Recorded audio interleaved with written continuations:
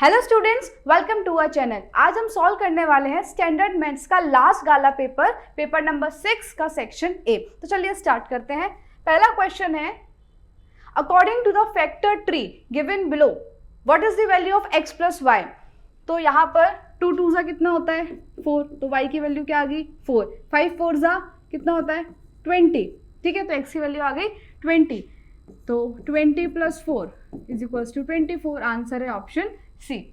फिर next question है, if the zeros of the polynomial px are reciprocal of each other, यानी कि alpha is equals to 1 by beta, therefore alpha into beta कितना हो जाएगा 1।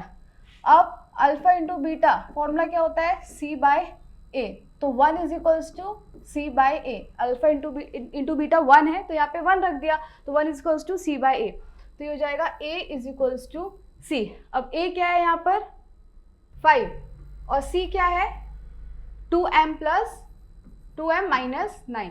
देखो ये होगा a, ये b और ये पूरा होगा c, तो इसलिए 5 is equals to 2m minus 9।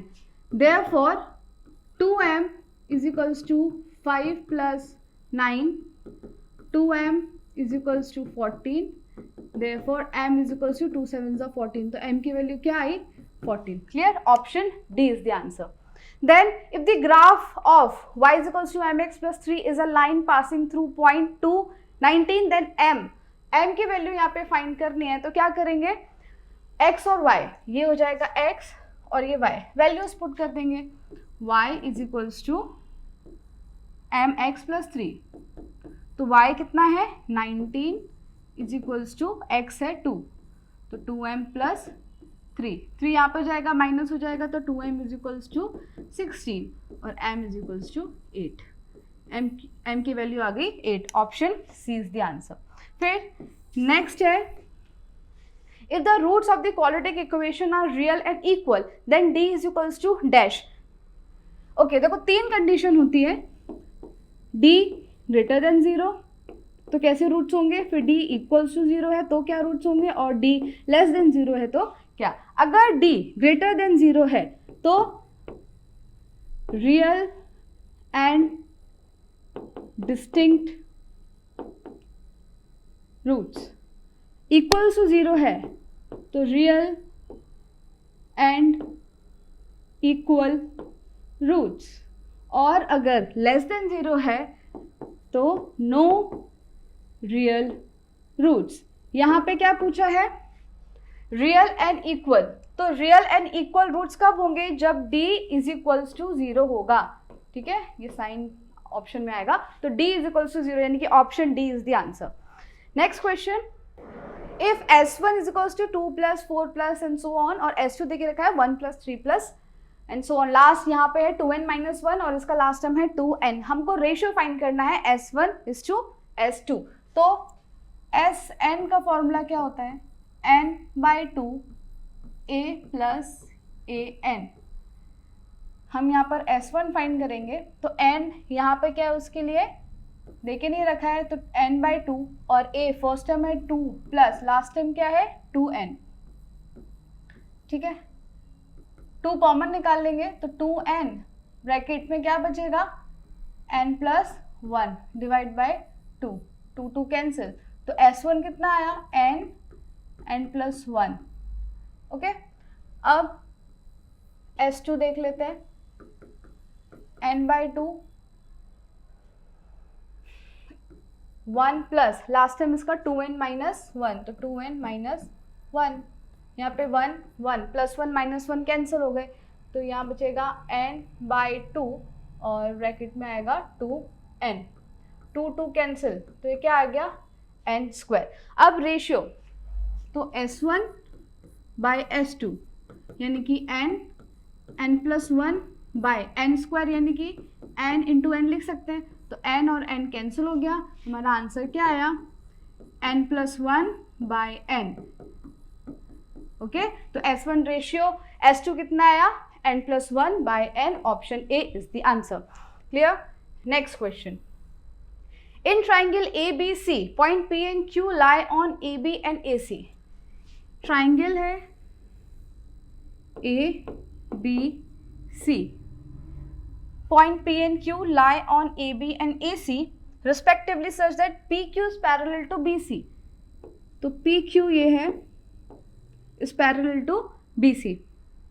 If AP 5, ये 5 given है, then PB 12 है, AQ 8 है, और हमको यहाँ QC की वैल्यू फाइंड करनी है. तो यहाँ पे अगर आपको थियरम याद हो तो थियरम 6.1 क्या कहती है? If a line parallel to one side of a triangle and if it intersect at two distinct points then this line will divide the sides of a triangle in equal ratio. तो अगर ऐसा है तो हम ये लिख सकते हैं कि AP by PB is equals to AQ by QC. Values put कर देंगे हम यहाँ पर. AP कितना है? 5 by 12 is equals to AQ है 8 और QC की वैल्यू फाइंड करनी है. तो QC इज इक्वल्स टू कितना हो जाएगा? 8 इंटू 5 बाय 12. अच्छा नहीं, ये रेसिप्रोकल हो जाएगा, तो ये हम यहाँ पे लिखेंगे 12 बाय 5 बाय 5. 12 8 ज़ा 96 बाय 5, 5 1 ज़ा 5, फिर 4, 5 9 ज़ा 45, फिर 5 2 ज़ा 10. तो QC की वैल्यू कितनी आई? 19.2 सेंटीमीटर. लेकिन क्या पूछा है? AC. ये पूरी लाइन पूछी है, तो AC क्या हो जाएगा? AQ plus QC. AQ given है 8, QC अभी हमने फाइंड किया 19.2, तो आंसर आ जाएगा 27.2 सेंटीमीटर. ठीक है, तो AC की वैल्यू क्या आ गई? 27.2 centimetre. Option A is the correct answer. Next, fill in the blanks with correct alternative. पहला क्वेश्चन है the area of a triangle with vertices. तो triangle ABC 6 0 12 0 और C कितना? 15 और 5. ठीक है, तो ये हो जाएगा x1 y1, ये x2 y2, x3 y3. ठीक है, ये जो मेथड है एरिया फाइंड करने का वो सिलेबस में नहीं है, आपके ओमिट हो चुका है, पर फिर भी देख लेते हैं कैसे होगा. Area of triangle is equals to 1/2 bracket में x1 y2 minus y3 plus x2 y3 minus y1 plus x3 y1 minus y2. ठीक है, तो हाफ क्या है? x1 कितना गिवन है हमको? 6 और y2 माइनस y3, तो 0 माइनस 5 हो जाएगा -5 प्लस x2 कितना है? 12. यहाँ आएगा y3 माइनस y1, तो 5 माइनस 0 ये हो जाएगा 5 प्लस x3 कितना है? 15. y1 माइनस y2, तो y1 है 0 माइनस 0, तो रहेगा 0. नाउ हाफ माइनस 30 प्लस 60 और ये तो 0 हो गया is equals to half into 30. तो कितना है answer? 15 square unit is the area of this triangle. Clear? तो आंसर है अपना 15 square units. Next, if sine x plus 10 degree equals to half, then x की वैल्यू फाइंड करनी है. तो साइन 1/2 कब होता है? जब साइन 30 होता है. तो इसलिए sine x plus 10 degree is equals to sine 30 हम लिख सकते हैं. तो साइन कैंसिल हो गया, x प्लस 10 आ गया 30, देयरफॉर x की वैल्यू 30 माइनस 10 दैट इज 20. तो आंसर है 20. Clear? Now next question. ABCD is a cyclic quadrilateral. ABCD cyclic quadrilateral है. यहाँ पे B एंगल B 60 डिग्री है, तो एंगल डी फाइंड करना है। तो साइक्लिक क्वाड्रिलेटरल में हमको ये याद रखना है कि sum of opposite angle is 180, sum of opposite angle is 180। अगर ऐसा है तो angle B plus angle D is equals to 180। ठीक है, तो एंगल डी कितना हो जाएगा, 180 में से 60 माइनस करेंगे, therefore angle D is equals to 120 degree. Clear? तो एंगल डी की वैल्यू क्या आ जाएगी, 120। Next, the maximum area for triangle inscribed in a semi circle with radius 10 centimetre. तो सेमी सर्कल में एक ट्राइंगल है कुछ इस तरह, ठीक है, रेडियस 10 है, यानी कि ये भी 10 होगा, ये भी 10 होगा। ठीक है, और हम यहाँ पे एक परपेंडिकुलर बना देते हैं, तो ये भी रेडियस ही है, ये भी क्या हो जाएगा, 10। Area of triangle half into base into height, half into base 10 plus 10 हो जाएगा 20, हाइट है 10, 2 10 20, ये हो गया 10 10 100 सेंटीमीटर स्क्वायर। तो इस ट्राइंगल की जो इस ट्राइंगल का मैक्सिमम एरिया है वो कितना होगा, 100 सेंटीमीटर स्क्वायर। फिर नेक्स्ट क्वेश्चन है, the cost of an apple with radius 3 centimetre is ₹8। एक एप्पल का रेडियस 3 सेंटीमीटर है तो उसका कॉस्ट है 8 रुपीज़। अगर उसका रेडियस 6 सेंटीमीटर हो जाता है, 3 से 6 यानी कि रेडियस डबल हो गया है ना, तो उसकी कॉस्ट क्या होगी। यहाँ पर एप्पल क्या होता है, स्फेयर होता है, तो हम उसकी वॉल्यूम फाइंड करेंगे। तो वॉल्यूम ऑफ स्फेयर का फॉर्मूला क्या होता है, volume of sphere is equals to 4/3 pi r cube. तो 4/3 पाई आर क्यूब कितनी कॉस्ट है, 8 रुपीज़। ठीक है, अगर ये वॉल्यूम है तो कॉस्ट कितनी होगी, 8 रुपीज़। अब क्या हो गया, रेडियस डबल हो गया, यहाँ पे देखो 3 से 6 यानी कि डबल हो गया रेडियस, तो 4/3 पाई, रेडियस डबल हो गया तो हम r की जगह 2r लिख सकते हैं ना, तो ये हो जाएगा 2r क्यूब। ये क्या आया, 4/3 पाई r क्यूब। ठीक है, r का क्यूब r क्यूब, और 2 का क्यूब कितना होता है, 8। क्लियर हुआ, 4/3 पाई r क्यूब इंटू 8। अब 4/3 पाई r क्यूब, उसकी वैल्यू तो यहाँ पे दे के रखी थी, कितनी है, 8, तो हो जाएगा 8 multiply by 8, it is 64 rupees.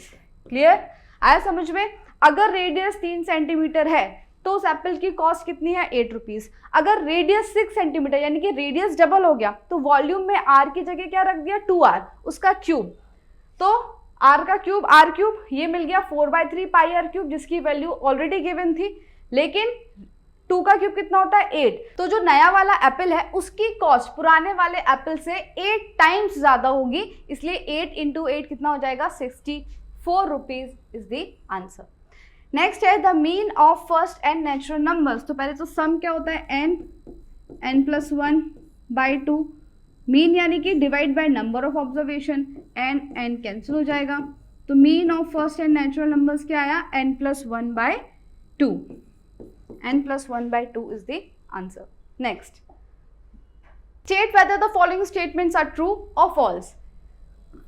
PA की वैल्यू कितनी है, 0.9 का स्क्वायर यानी कि 0.81, तो P ऑफ A बार की वैल्यू कितनी होनी चाहिए, 1.0.81, कितना होता है 0.19, लेकिन यहाँ कितना गिवन है, यहाँ पर P ऑफ A बार 0.1 का स्क्वायर कितना होता है, 0.01, इसलिए ये स्टेटमेंट कैसा है, false. Okay, next, the cube polynomial has at most, at most यानी कि ज्यादा से ज्यादा 3 रियल जीरोस होंगे उसके, तो ये स्टेटमेंट एकदम ट्रू है। अगर एटलीस्ट होता तो ये फॉल्स होता, लेकिन एटमोस्ट यानी कि ज्यादा से ज्यादा मैक्सिमम 3 रियल जीरोस होते हैं क्यूबिक पॉलिनोमियल के, तो ये होगा ट्रू। नेक्स्ट आता है the product of the roots of the equation. तो प्रोडक्ट यानी कि अल्फा इंटू बीटा क्या होता है, c/a। c कितना है, -14 और a है 5, तो क्या आएगा, -14/5 लेकिन यहाँ पे सिर्फ -14 लेके रखा है, इसलिए ये स्टेटमेंट भी कैसा होगा, फॉल्स। ठीक है, फिर आता है points 2, 4, 6, 4 and 4, 8 are collinear points. तो इसको तो सिंपली ग्राफ से हम चेक कर सकते हैं।